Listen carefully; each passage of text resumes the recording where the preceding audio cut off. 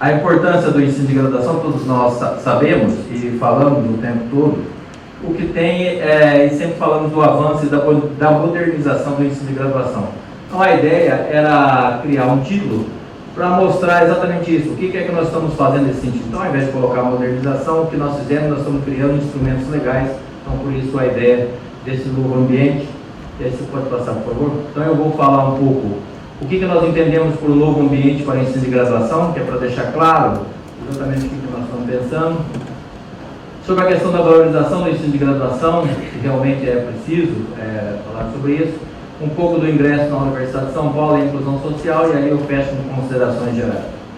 Então, é o que nós entendemos por um ambiente de ensino de graduação. Pode passar. Então, a definição e implantação de políticas que desburocratizem processos e procedimentos, incentive a reformulação dos cursos, ofereça oportunidades para a modernização das disciplinas e currículo, valorize o ensino e os docentes,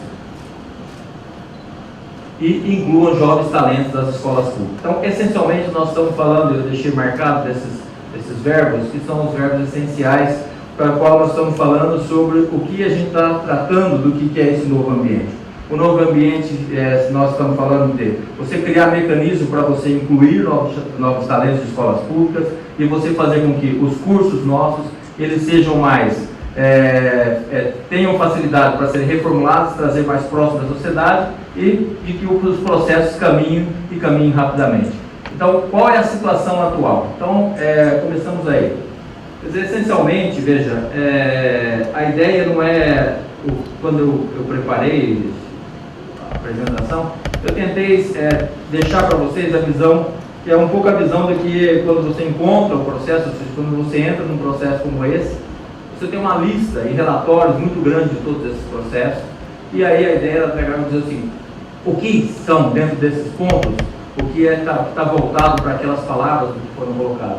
Então, a nossa situação hoje, atual, e aí ela vale para a Universidade de São Paulo, mas vale para a maioria das nossas universidades do país como um todo, elas têm, a maioria das disciplinas, elas são ministradas de maneira direta. De maneira direta, você tem um emissor e um receptor e não tem outra interação. O tempo elevado de aulas teóricas, expositivas, é isso que eu estou fazendo aqui.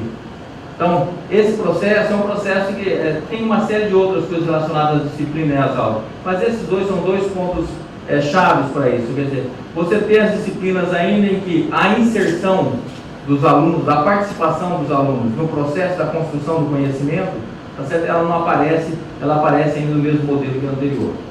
Do ponto de vista dos docentes, eu separei dois tópicos também. Os docentes novos, os que nós estamos ou estávamos contratando até recentemente, continuamos contratando num ritmo bem menor, eles têm pouca experiência pedagógica. Então, quando vai para a sala de aula, vai no processo, que é um processo de tentativa e erro. Quer dizer, ele viu se fazer alguma coisa, participou de algum projeto desse pedagógico, e aí ele entra na sala de aula com 40, 50 alunos, e ele leva um tempo para poder fazer isso.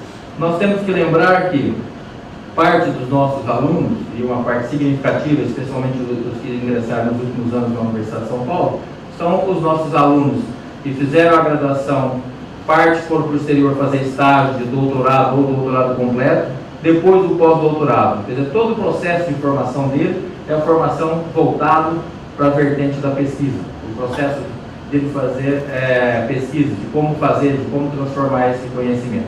A interação desse profissional com os alunos na sala de aula, ela é muito superficial. Alguns desses que recebem financiamento do governo federal, então tinham a obrigação de participar de um projeto, que é um projeto de aperfeiçoamento de didático, de estágio, e nós agora, eu vou falar um pouco depois, estamos trabalhando na Pró-Reitoria para também fortalecer isso, de maneira que você envolva a maior quantidade possível dessas pessoas. São ótimos pesquisadores, mas na hora de falar com os alunos tem uma série de dificuldades. É o que está abaixo lá, são os professores ainda, hoje nós temos os novos que não deveriam, mas especialmente nós que já somos de uma outra fase, você tem os professores que são chamados analógicos e estudantes digitais, que é o tal do conflito de gerações. Quer dizer, você tem naturalmente exceções em todos os lugares, mas essencialmente como você tem o professor analógico, ele está acostumado a fazer como ele aprendeu, e ele fica como emissor falando e que a pessoa fica recebendo isso.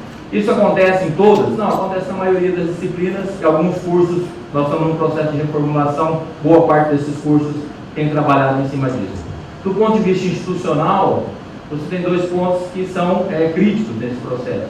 As salas de aula, elas foram preparadas para o mecanismo, que é o mecanismo emissor-receptor.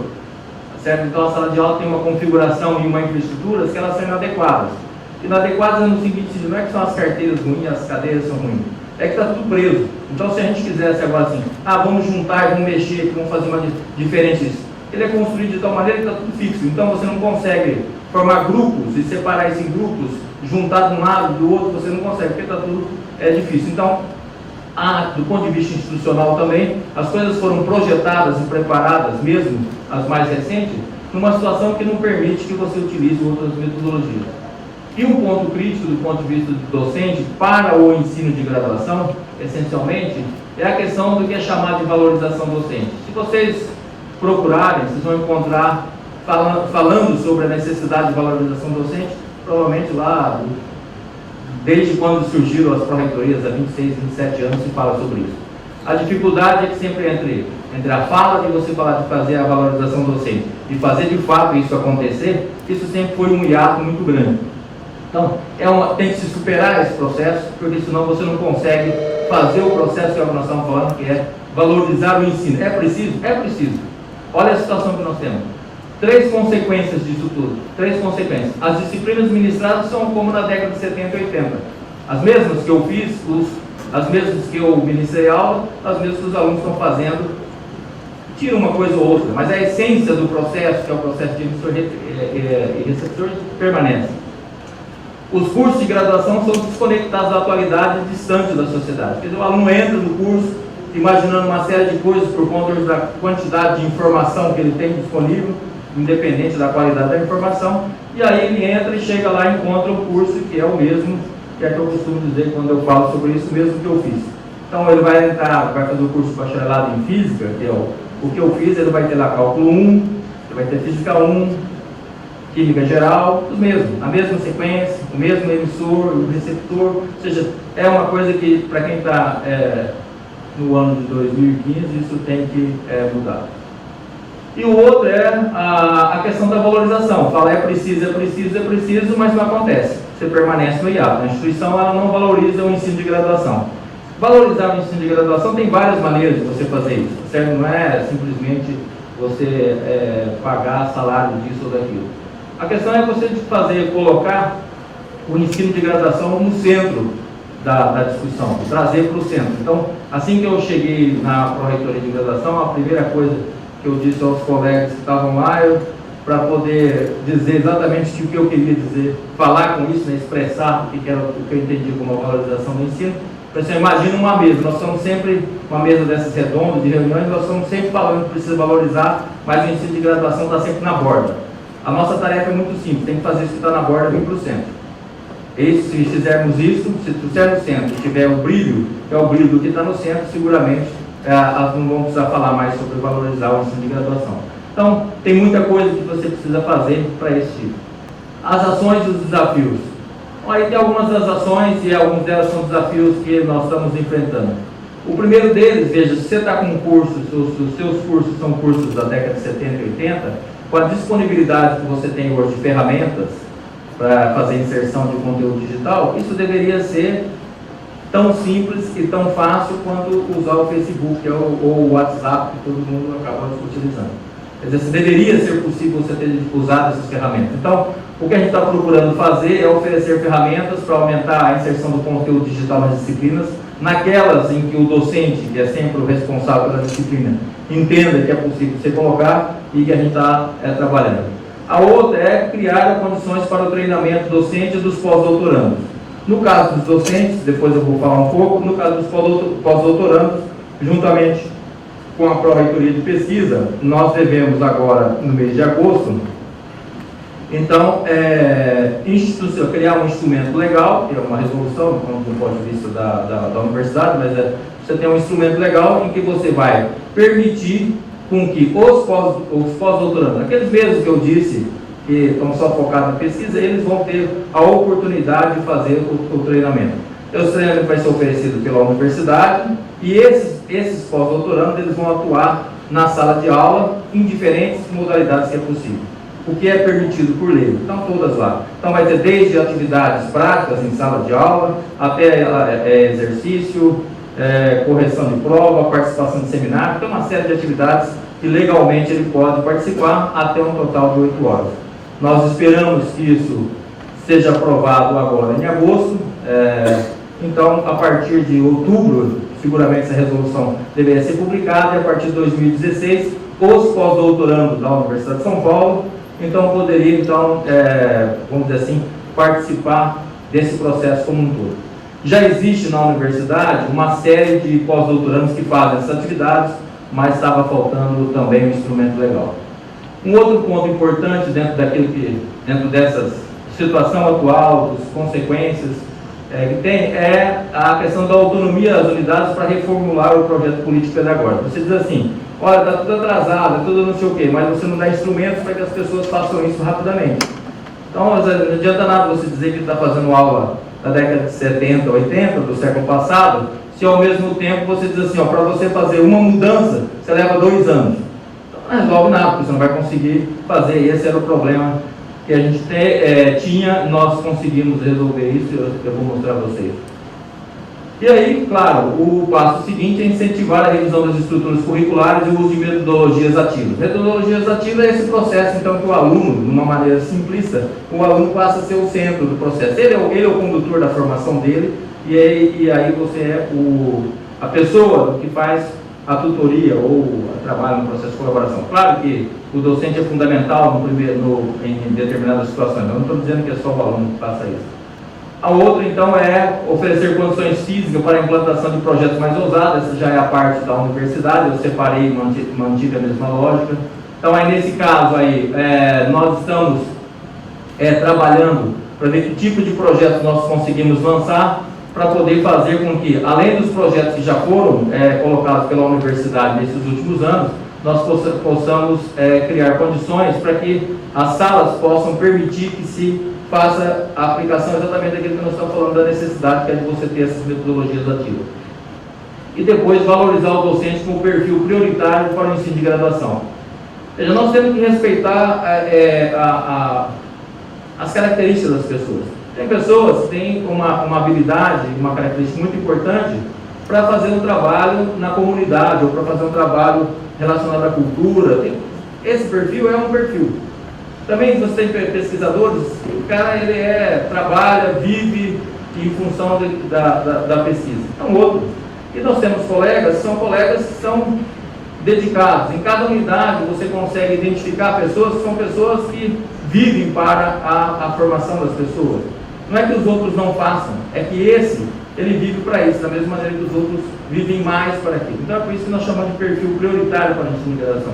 Nós temos uma quantidade de professores nessa categoria, e isso tem que ser valorizado. Você tem que colocar claramente o que são esses perfis, e em cima desses perfis, então fica mais fácil você trabalhar e valorizar. E o último trabalho, que é o último ponto que eu deixei, inclusive, na cor ouro, vale ouro, é a integração dos estudantes por meio do esporte. Veja, nós temos falamos sempre desse processo, e podia ser por meio do esporte e da cultura, tá certo? E podia ser você podia colocar, eu só coloquei o que é o que a gente está mais focado, que é a questão do esporte. Os alunos, você tem fazer com que os alunos se integrem ao processo como um todo. Na universidade, você tem a possibilidade de fazer com que os que gostam, os que têm aptidão, ou os que têm necessidade, você possa fazer atividades esportivas. Atividades esportivas de competição ou simplesmente de manutenção, uma série de coisas. Então, a ideia é você fazer integrar esses alunos. O que nós fizemos, nós separamos esse processo de integração em 3 partes. Uma delas é a questão de infraestrutura, para que os alunos possam, de fato, se beneficiar. O segundo tem a ver com as atividades acadêmicas. Então, nós fizemos alguns simpósios já sobre a questão da atividade esportiva, e agora, hoje, inicia a primeira disciplina, que é uma disciplina para toda a Universidade de São Paulo, gerada para 600 alunos, de todos os cursos para se matricular. Não importa qual unidade que ele está, qual faculdade que ele está. Então essa é uma disciplina que é uma disciplina completamente transversal a toda a universidade, e o aluno que tem interesse se inscreve. Então nós tivemos, na verdade são 500 vagas, nós tivemos 700 alunos interessados, e nós começamos hoje com 500 alunos, a primeira disciplina de uma série que nós pretendemos então instituir. Bom, aí o que nós já fizemos então de tudo isso? Então, você tem essas são ações que poderiam ser feitas, desafios para ser concluídos, e aí o que é que realmente foi feito? Porque não adianta você, senão nós vamos voltar na mesma questão, que é a questão de você ficar falando do processo como um todo e não seguir adiante. Em 8 de dezembro de 2014, foi então fazer aquilo que nós julgamos que era o ponto fundamental desse processo para você iniciar o processo de modernização do ensino. Era então dar autonomia completa às unidades, às faculdades, aí entendo a unidade de ensino e pesquisa são as faculdades, para reformular o projeto político pedagógico, seus currículos, as disciplinas. De maneira que agora a alteração do processo, ela acontece na unidade e permanece na unidade. Tá? Informatização de todos esses processos e procedimentos sem interferência da Pró-Reitoria. O que isso, qual é o impacto disso que tinha? O impacto é o seguinte: a diminuição do tempo de implantação das reformulações curriculares, de 12 a 18 meses, que levava para 3 meses. Eu coloquei exemplo do novo currículo do curso de medicina da faculdade, que está aqui, o professor Paulo. Na verdade, eles terminaram, né, eu estive na congregação da Faculdade de Medicina na metade do ano de 2014, e disse: se a gente trabalhar bem, a gente aprova todo esse ano, e no começo do ano que vem vocês têm um novo currículo assim pensado depois de 4, 5 anos. Veja, a reformulação curricular não é uma coisa que você faz assim a toda hora.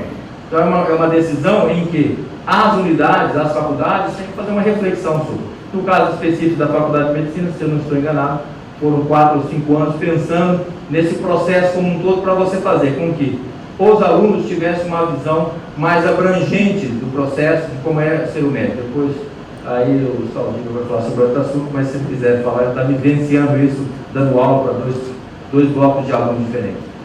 Então, veja, isso foi possível porque, aprovado em dezembro, as aulas começam em março. Foi aprovado em dezembro e foi implantado em março, 3 meses depois. Um processo, um currículo como esse, depois de 4 anos discutindo numa faculdade, ele gastava depois, andando pela universidade, pelo menos um ano. Pelo menos um ano. Uma reformulação curricular como essa, que foi feita na Faculdade de Medicina, era 2 anos no mínimo. Então você não consegue fazer com que o processo como um todo ele acabe sendo modernizado. Tá certo? Então, dessa maneira, com a autonomia completa das unidades, permitiu então que os projetos, e aí as unidades agora, as faculdades têm que correr atrás disso, reformular seu projeto político pedagógico. Isso faz com que você consiga implementar, de fato, outros tipos de metodologias. Dentro desse processo, nós fizemos então o primeiro congresso de graduação da Universidade de São Paulo, que foi agora de 25 a 27 de maio de 2015, e que nós trouxemos uma visão da universidade para nós mesmos. Veja, a universidade com essa diversidade tão grande, nós não tínhamos clareza de tudo que era realizado, especialmente do que era realizado de novo, de inovador. Dentro desse congresso, nós tivemos 399 trabalhos aceitos, apresentados, que vão estar disponíveis nesses anais. Aparece uma série de atividades e modificações que já foram feitas em alguns cursos. O que faz essa resolução é acelerar todo o processo como um todo. E aí está um pouco do que das atividades que foram feitas vinculadas ao esporte. Então, isso aí é dentro do que já foi feito. Então, dentro disso, além da disciplina que eu disse que estamos iniciando hoje, nós fizemos uma série de competições com todos os alunos, tentando envolvê-los de uma maneira que pudesse cada vez mais você integrá-los. E aí essa integração fazer com que isso volte para a unidade, para que você possa discutir seu currículo, possa discutir com o seu professor, ou seja, no sentido de que você vai formar um cidadão mais completo. O que está em andamento dentro disso? Como eu foquei 3 pontos, eu vou trabalhar nesses 3 pontos. Primeiro, o programa de valorização docente na graduação. Quer dizer, para você fazer esse processo, segundo a nossa interpretação, você precisa ter os indicadores. Com todos com quem eu conversei nesse 1 ano e 6 meses, que estou à frente da Pró-Reitoria de Graduação, a conversa sempre era a mesma. É difícil, não sei o quê, e a conclusão sempre é que não tem indicadores. A universidade já tinha se debruçado sobre o tema e criado alguns indicadores, e isso não foi colocado. Porque sempre o que se faz é você criar os indicadores, mandava aquelas planilhas enormes para cada local, as pessoas tinham que preencher aquela planilha enorme, voltava aquela planilha enorme, e no final das contas ninguém via nada, porque era tanto dado que não acontecia. O que a gente está trabalhando é criar o índice que nós estamos chamando, tomando como referência a pesquisa, que é o índice que existe para pesquisa, então é um índice que a gente chamou de EGRAD, que é o índice de graduação, e aí o tal do engajamento institucional docente, isso aí sairia da base de dados de todos os sistemas que a universidade tem. A universidade tem uma base de dados muito grande, que dá para pegar tudo que a gente entende que envolve o engajamento institucional, de modo que o docente ele não teria que preencher nada. Afinal das contas, nós vamos dar para ele qual que é o índice dele e as informações. Ele que vai nos dizer se a base de dados está certa ou não está. Se não falar nada é porque está certo, e aí seguimos com isso. Dentro disso, nós estamos, assim que a gente fechar, está quase pronto, definir o programa de benefícios e apoio ao aperfeiçoamento didático. E aí nós estamos, a primeira vez que eu estou dizendo isso em público, criar o prêmio que é chamado os Professores Notáveis da Graduação. Esse é um resultado do Congresso de Graduação. Essencialmente, eu perguntei para vários professores já alguns aposentados, já há muito tempo atuando na Universidade de São Paulo. Eu disse assim, fala-se muito sobre valorização. O que é que seria? Então, o que eu poderia fazer para realmente você se sentir? Alguns deles são pessoas que passaram a vida dedicada a isso. O que é que precisa fazer? É dinheiro? É placa? O que é? Eu falei assim, nada. É muito mais simples que isso. É só você pegar e criar um prêmio que vai pôr o meu nome lá na página, para que todo mundo saiba que eu fui um bom professor nessa universidade. Eu só preciso disso, eu não preciso de mais nada. Eu não quero dinheiro, eu não quero nada. Eu quero que seja reconhecido pelo meu trabalho. É isso é reconhecido pelo trabalho. Então a sugestão que temos inicialmente é essa. Então esses professores receberiam então essa homenagem, além da divulgação. Então esse é dentro do programa de valorização. É claro que isso vai ainda, uma vez finalizado algum desses passos, isso volta para as faculdades, para sugestões e assim segue. A outra é dentro ainda dos docentes, que é a criação do Centro de Aperfeiçoamento Docente. Está dentro daquela questão dos treinamentos.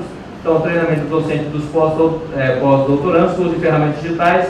Nós estamos criando, são 3 centros de aperfeiçoamento, a infraestrutura já tem toda pronta. Nós só estamos mudando o foco do projeto político. Tem São Paulo, Ribeirão Preto e São Carlos. Quarta-feira agora é a primeira reunião em Ribeirão Preto, e no mês de agosto começa então a abertura para o primeiro treinamento lá no campus de Ribeirão Preto. Isso sempre é transmitido a todos. O programa de desenvolvimento docente para intensificar as metodologias ativas vai estar dentro desse treinamento, e a mesma coisa, outras ferramentas que são utilizadas, que as pessoas têm utilizado, mas sempre dentro dessa ideia de você ter metodologias ativas. Um programa que está sendo gestado e avaliado na universidade pela Procuradoria Jurídica. O que acontece é que nós temos 8 campi da USP.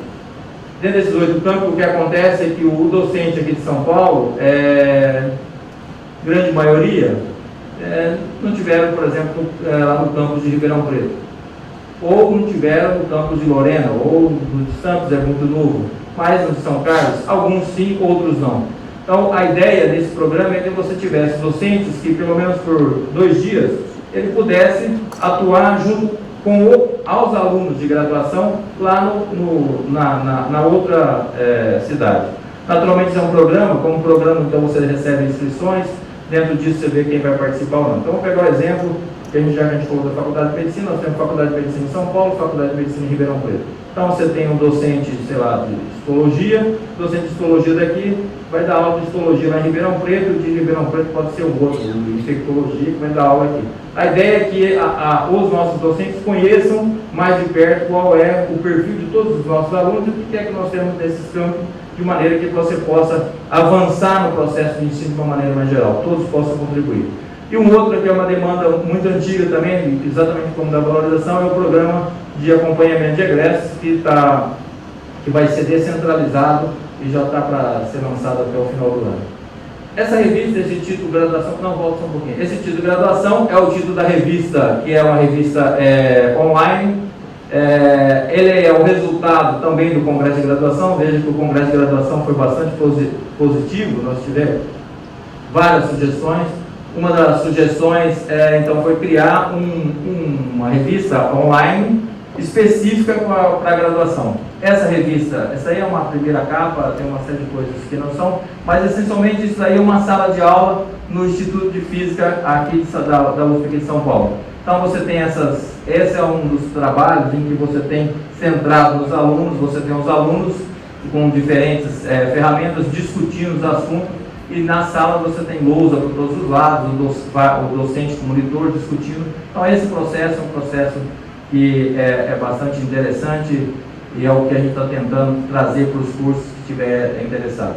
Mais do que isso, a revista então ela vai pegar e dizer como é que foi feito. O foco da revista não é fazer um trabalho de pesquisa, competir com revistas é para você fazer o compartilhamento de experiências. Então você fez a experiência andou bem, isso andou assim, andou só, você vai lá, coloca lá para o seu colega. Tem um experimento muito legal que alguém fez, está lá. Então você pega isso para todas as áreas. Então essa revista, quem deve ser o editor-chefe é o professor Baiardo, que é um professor aposentado do Instituto de Química, trabalha com bioquímica e foi um conferencista convidado dessa coisa. E é um dos professores que sugeriu a questão que me explicar o que era a valorização docente. Agora falar um pouquinho sobre a questão, o outro passo importante dentro desse processo de criar esse ambiente tem a ver com o processo de inclusão social e ingresso na Universidade de São Paulo. Como vocês sabem, a Universidade de São Paulo sempre, até esse último vestibular, que foi esse agora 2015, o processo sempre foi através de exame, o exame é o da FUVEST. Então o processo sempre é da FUVEST. Em 2006, a universidade criou um programa, que é um programa de inclusão social, chamado INCLUSP, Inclusão Social na USP, e aí você tem aí as categorias dentro desse cartaz, que é o que vai estar no manual da FUVEST, agora que vai ser lançado essa semana, mas então você tem uma bonificação nas provas, nos exames que os candidatos fazem. O que nós fizemos já em 2014 foi fazer esse bônus que aparece do lado da 12% para alguém que fez só o ensino médio em escola pública. Isso é só a escola pública, certo? É só para os alunos de escola pública. A nossa cota é a cota de escola pública. Então, a bonificação, para quem fez o ensino básico, que significa o ensino fundamental e o ensino médio, é 15%, e aí participou do programa seriado é 20%. Se é autodeclarado PPI, ele tem um adicional de 5% a depender daquelas categorias acima. Então você soma mais 5%. O programa, ele tem de 2010 a 2015. O que nós fizemos foi fazer uma avaliação da seguinte maneira. Em 2013, assim, no vestibular então, de 2014, assim que entramos em fevereiro de 2014, foi olhar para os dados de inclusão. Os dados de inclusão é aquela linha, a roxinha ou a vermelha, porque as duas são muito próximas, não faz muita diferença. É uma daquelas áreas da própria universidade, depois eu vou explicar as outras. Você tinha a bonificação, ela era em função da quantidade de acertos que o candidato fazia. Então, se o candidato acertava tanto, ele tinha um tanto de bonificação. O que acontece é que quando você fazia a média disso, a bonificação média dos candidatos era em torno de 8%, 9%. Quer dizer assim, na verdade você dizia que você dava 12, mas na prática acontecia 8 em média, tá certo? Então, o que acontece, o que fizemos no Conselho de Graduação para o vestibular 2015 foi fazer o seguinte: não, se a bonificação é 12%, nós damos 12%, entendeu? Tem um tanto que ele tem que acertar, que é a nota, o mínimo que ele tem que fazer, já era, aí não mudamos nada, e aí você dá a bonificação. E aí todo mundo tinha muita preocupação que isso poderia acontecer, um desastre, como sempre. Na verdade, mudou 3% em relação ao ano anterior. Nós crescemos mais, a taxa foi maior do que se via crescendo. O que acontece é que quando você olha pela relação, as cores, aquela cor de cima azul, é quando a relação candidato-vaga no concurso vestibular da FUVEST é menor do que 5. Menor do que 5 pessoas concorrendo a uma vaga. O vermelho está entre 5 e 10, menor do que 10. e o verdinho está acima de 10. Então você olha, você vê que você tem, claro, que a relação entre 5 e 10 acompanha o que é a média da universidade, mas cursos com baixa procura, você tem mais de 40, eu não consigo ver daqui mais um, mas é quase 45% de alunos oriundos de escola pública, e cursos que são cursos com uma concorrência mais alta, você tem em torno de 29%. E se vocês olharem os dois últimos pontos, o ponto, não o último, mas o penúltimo, era quando o bônus era proporcional. O último foi quando nós colocamos o bônus cheio, desde que não mudou, certo? Naqueles dois extremos, não aconteceu nada, então não tem grandes preocupações. O que aconteceu é que a média ali acabou subindo. Então aí é uma separação um pouco por unidade, não dá para ver, porque ficou, mas essencialmente nós temos a primeira linha azul aqui embaixo, é a escola a EASH, que tem 52% de inclusão de alunos de escola pública, e a última, lá, a primeira de cima, é a Faculdade de Direito de Ribeirão Preto, que tem 14%, a segunda lá é do nosso diretor aqui, da Escola de Engenharia de São Carlos, que é 16%. E nós estamos, esse é o panorama por unidade do processo de inclusão. A linha verde que é a linha média da USP. Acabando aqui é só para vocês terem uma ideia da distribuição disso. Então, na universidade, mas essencialmente nos campi. Então, Bauru, Lorena, Piracicaba, Pirassununga, Ribeirão Preto, São Carlos, São Paulo. E a gente deixou destacado a USP Leste, que é onde você tem um número que é bem acima de todos os outros. São Carlos tem 25,6, onde nós temos vários colegas aqui, são os cursos da área de exatas. Aí é um exemplo que é o que eu encontrei, da EASH, para 1.004 alunos matriculados, mas vale para os outros cursos da universidade. A essência é que você tem hoje o ingresso por conta do programa de inclusão social. O que mudou é que antigamente você tinha, há 10, 15 anos atrás, em termos de salário mínimo, as pessoas que entravam estavam acima de 7 a 10 salário mínimo, e aí isso caiu para 3 acima de salário mínimo, é onde está ficando a maior concentração de renda, mostrando que o programa, de certa maneira, ele cumpre o que estava programado. E aí, a penúltima, já estou encerrando, então, como que vai ser o ingresso, então, na USP em 2016, que é o próximo vestibular? Então, dentro daqueles pontos fundamentais, se vocês se recordarem que eu apresentei rapidamente lá, um deles era a inclusão social. Então, nós avaliamos a questão da inclusão social daquela forma, olhando para aqueles gráficos, olhando para uma série de dados, e aí foi a decisão tomada em 24 de junho agora de 2015, nessa resolução, que esse aqui é o Instituto Legal da USP, a resolução USP 7070, em que o Conselho Universitário então aprovou a entrada da Universidade de São Paulo no SISU, que é o Sistema de Seleção Unificada, com base no Exame Nacional, com 1.489 vagas, que corresponde a 13,5%, e as 9.568 vagas ficaram para o concurso vestibular da FUVEST. Essas 1.489 vagas, elas estão distribuídas da seguinte forma: uma parte dessas vagas, elas estão colocadas no que é chamado de ampla concorrência, que é pequeno isso, mas existe. Dentro disso daí seria equivalente ao concurso vestibular. A outra parte, a parte mais expressiva dessas vagas, elas estão somente para alunos oriundos de escola pública. E uma parte também pequena está para alunos oriundos de escola pública PPI, tá certo? Nós dividimos aí, só para que vocês tivessem uma ideia, nas grandes áreas. Ciências Exatas e Tecnologia entrou com quase 413 vagas, Ciências Biológicas 348 e Humanidades 728 vagas para compor as 1.489 vagas do SISU-ENEM para o vestibular de 2016. Aquele dado está 2015 aí, que é quando foi a decisão. Então, dentro desse, o concurso vestibular da FUVEST, a FUVEST lança o manual agora. Hoje, às 14 horas, foi lançada a primeira informação. A partir daí, já iniciamos o processo de falar com o MEC para fazer a adesão da Universidade de São Paulo, então, ao SISU-ENEM. As considerações finais. Então, essencialmente, nesses 18 meses, o que nós chamamos de novo ambiente acadêmico, que é baseado naqueles verbos que eu apresentei. Então, o que fizemos foi definir, então, os instrumentos legais para permitir, então, o que é a chamada modernização do ensino de graduação. Então, isso daí você faz com que você consiga realmente avançar. o que a gente está fazendo ainda, né, que é com os programas e o projeto. A gente espera, então, essencialmente, terminar com esse ato, que é do processo da valorização do docente, com perfil prioritário para o ensino, e aumentar, de fato, de maneira mais abrangente para todo o país, a inclusão de jovens talentos de escola pública. Essa que é o principal foco, e essa discussão ela segue dentro da universidade, porque você tem o próprio vestibular, com compromisso de avaliação de cada processo desse, e aí então se fazer uma nova discussão. Então, essencialmente, era isso que eu queria mostrar a vocês, dentro do que nós caminhamos nesse sentido. Eu acho que... Muito obrigado.